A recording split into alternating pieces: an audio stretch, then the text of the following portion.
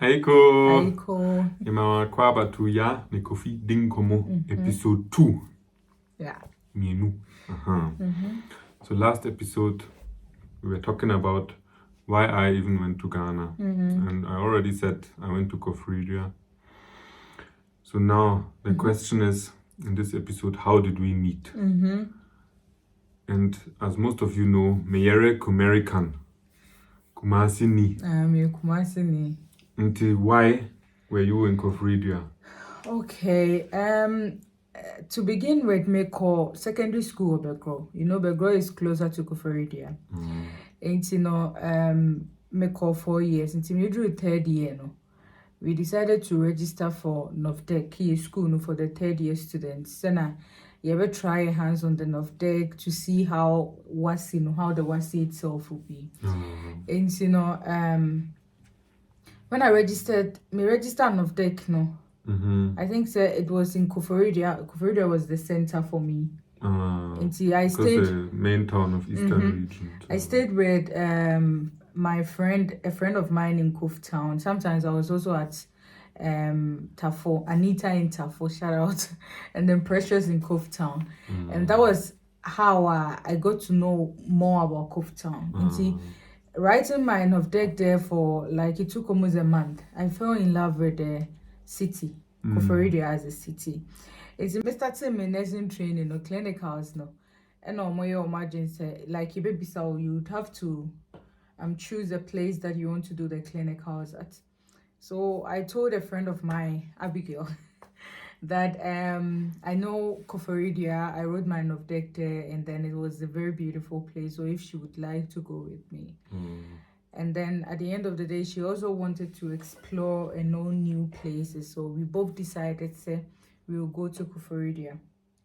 So that is what brought me to the SDA hospital in Kofi town.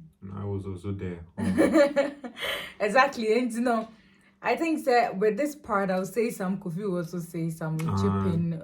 That's we both try to show our perspective of how we met. And you know, yesterday clinicals, no, because I'm a midwifery in I started with ANC, which is the antenatal clinic. And then at the ANC, Kofi came with a different volunteer from Germany. And see that particular volunteer, his name is Simon. Simon was there at the ANC with me, and then he used to talk about Kofi. But back then, and I'm a master teacher, but I had not met him. And see, I think it was a Friday. Yeah, it was a Friday. One Friday, Kofi came to the ANC to come and call Simon for, what was it about? I think you were going to Solomon because you were teaching there. Probably. And then we met at the ANC. Honestly, immediately I saw him. Hey, my heart was beating so fast. Like, see this young gentleman. And you know, Kofi is very quiet. He doesn't talk much and all that. And honestly speaking, I'm also attracted to such like these kind of people who don't talk so much, who are quiet and reserved.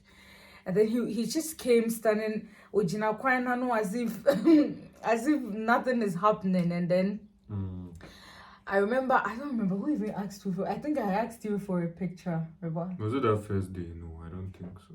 It was that same first day. Really? Yeah. I think no. I think the first day. No, it wasn't the very first day. The first day it took some time. Maybe Sao said to say just the basic questions. And then like, where did he? And Kofi answered like happily, but after he answered it, he didn't like come up with any communication or so. So I think the next day he came I peacefully went back to my maternity ward. So the next day he came back again, and then I was like, hey, can we take a picture together? Because I liked him, you know. I remember back then he was wearing these black jeans and wide waist, and hey, like exactly the type of man I wanted, and I liked him. I said, can we take a picture? Fine. And then he was like, oh, why not? And then we took the picture, and then I was like, so how do I get the pictures? Back then I was using an Android phone. And what did you say? You have to consider from the side. Let's see if you remember the story. Oh, from that side, of course, I remember. Then I said, Pacho, Mami will number. Me first send the We'll send picture. the pictures now, Mami. And that's how I got the number of my wonderful, beautiful wife. So, Kofi said we started chatting a little here and there. Kofi was being a little bit difficult in the beginning, you know, like we were chatting and all that, but it's like at a point sometimes he was so nice, he comes around, he chats, sometimes he was so straightforward, and I couldn't really predict him. That one, but he had a reason. Like, first of all, before I met my wife, I never had a proper serious relationship with anyone before. It was just meeting and meet and greet and stuff.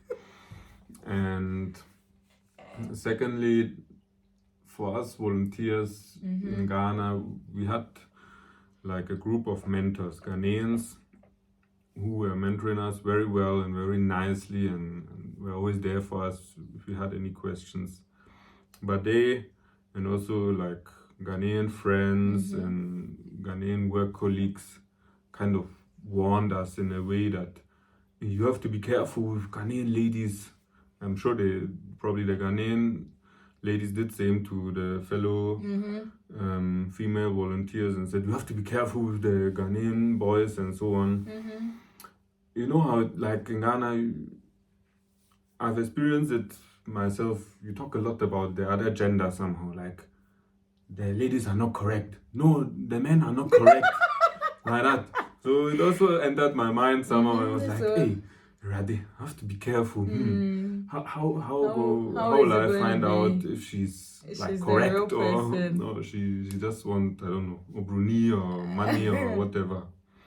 So that was like those two reasons were, I guess, the main reason why you were a bit skeptical. I'll use that word. Sometimes my chatting was a bit basa. You know, and that's exactly what Kofi said. So he had a lot of people warning him here and there, like our own people. Especially if it's coming from your own people, then if it's me, I would also be a little bit scared, you know. So he was a bit skeptical in the beginning. Sometimes we chat a little, sometimes he was on, sometimes he was off, and all that. And then I think one incident happened. That one time we were chatting, not knowing one of his Ghanaian friends had already told him, Ghanaian ladies, for all you know, he just wants to be a ja. Let me use this word, quote in quote. So we were chatting and he was like, oh, do you just want to be a ja? And I got so furious. I was so angry, and then I just told him my mind and blocked him. After blocking him, I was crying. I broken heart bare 4 times. Like, hey, sometimes when I'm chatting with him and he's not responding well, he's coming straight and all that, and I'll be sad and I'll be crying. And then honestly, shout out to my friend Abigail Fui. God bless you wherever you are, because she was the one who really motivated me. There was a point that I nearly gave up. At a point I was like, let me just forget about it. Maybe he's just not interested. And Abigail said, look at the way he talks to you when he comes around. As in, like, when he comes around in a chat or something like that, and you are so happy, don't give up, just keep pushing and all that. And then, so that particular day when I blocked him, Abigail was like, no, maybe he was just kidding, just give him a chance and all that. And I blocked him for 24 hours, and then the next day I unblocked him, and a lot of like messages came apologizing. He didn't mean to say that. Someone said that to him and all that. And that day I even felt sick and I couldn't go to work because I was so broken-hearted. Yeah. And then I couldn't go to work, so he was like, are you at work? I want to see you. And I was like, nah, may I me with fear? And he was like, can I come and visit you? Hey, see, Obroni Bestram, you know, we were staying at a friend's place in Kofi, and the place wasn't like, quote unquote, wasn't a place where I would have liked to host someone or something. I was a bit nervous and all that, but not knowing he didn't really mind, you know. And then he came over, and then you prepared Indomie for me. I prepared Indomie for him for the first time, and The funny thing is, I thought Obroni people don't eat a lot, so I prepared half Indomie. And then within the first few minutes, it was gone, and I was so happy. Oh, he really liked it and all that, And then, like, we talked a lot, and then before he left, I was like, hey, I think I'm interested in you. If it's not going to work, let's just cut this chit-chatting here and there, because I might end up getting hurt at the end of the day. And he was like, he needs to think about it. He can't promise me that we can start something. He doesn't know how it's going to be.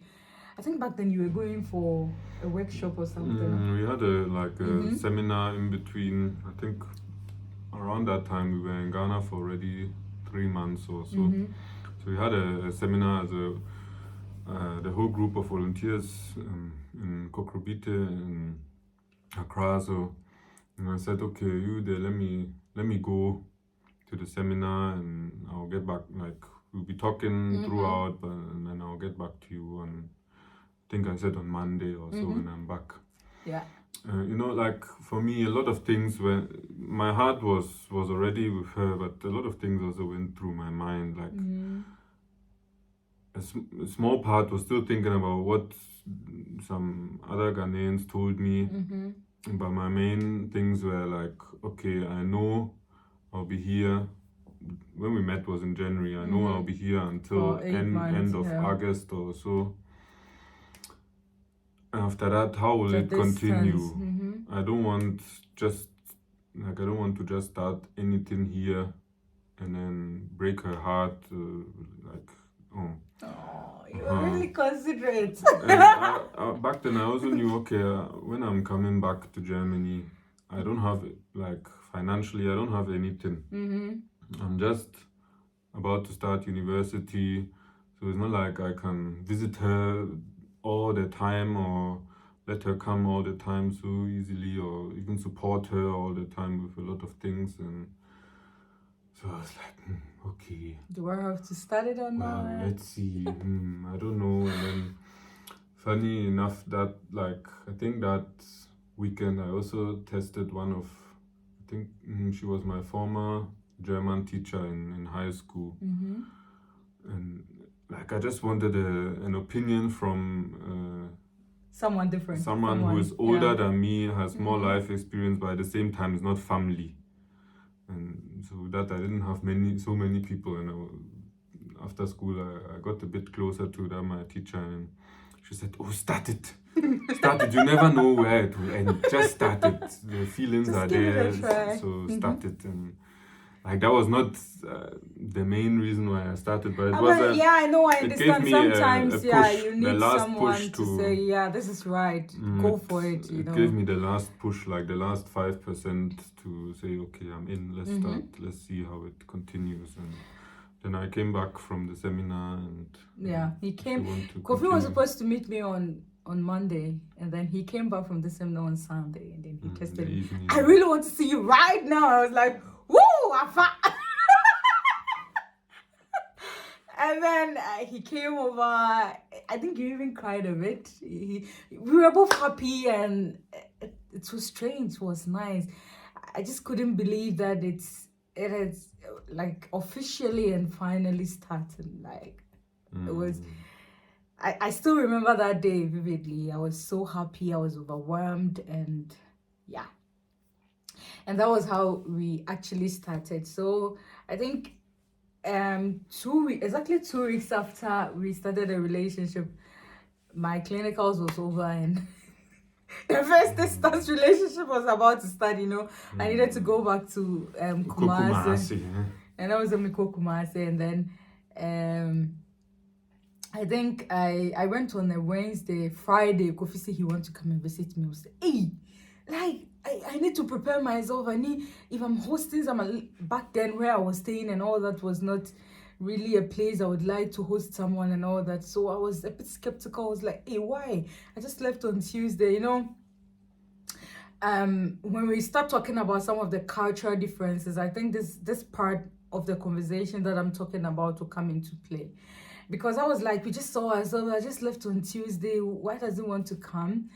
And then I remember Kofi's host brother the family that he was staying with, Junior, God bless you wherever you are.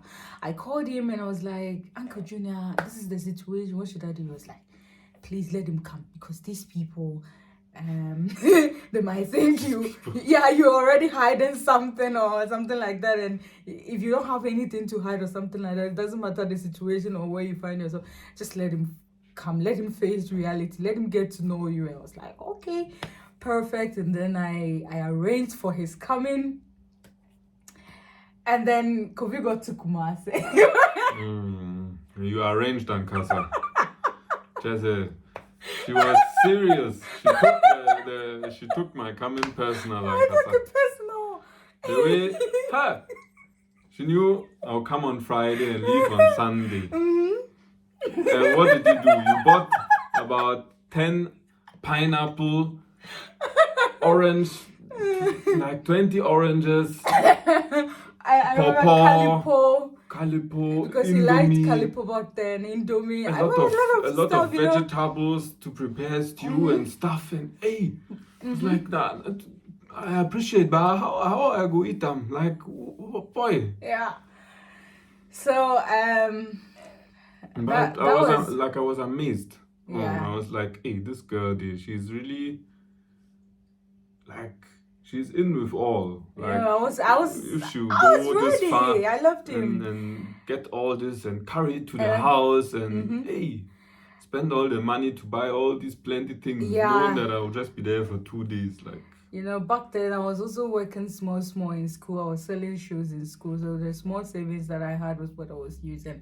And because I got to know that part where people were talking to him about or warning him about us and all that, so I was like, okay, I know I'm real, I love him, let me just go all in. And I remember Kofi visited me twice in Kumasi and I hosted him without asking for a penny. I did it all with my own money, including transportation and a whole lot of stuff. Friends were like, hey, you have to ask him for it. I said I won't do it.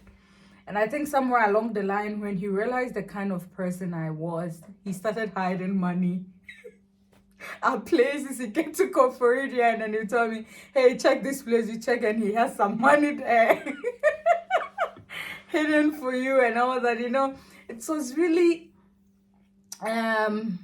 really beautiful, honestly. And there was points that I was a bit... Like, he just said I prepared way too much. I was a bit skeptical, confused. How do I do it? Am I doing it well? Is everything okay? Am I overdoing it and all that, And then it all happened and yeah. So that's how we met. That's basically how we met. So the next episode we can maybe talk about how I visited you multiple times, how you also, I think later on, you also came to Kofi Town and visited me again. Your birthday. My birthday. Shatawale. How someone stole something from me and why I don't like Kumasi because of that. You talk about all those things. Things. Let's just hide some of them so that they will be like a little bit curious, So thank you for watching. If you find this episode also interesting, please don't hesitate to subscribe to our YouTube channel. Share it. Leave a comment. We want to know that you are watching us. Leave a comment for us so that we'll be motivated. You can also to ask more us videos. Questions and we'll try to answer them. Yeah, any question you want to ask, just drop it in the comment section, and then we can also answer with a video if it's really interesting for our other viewers as well. So have a wonderful day. Yeah, we love you all. You too.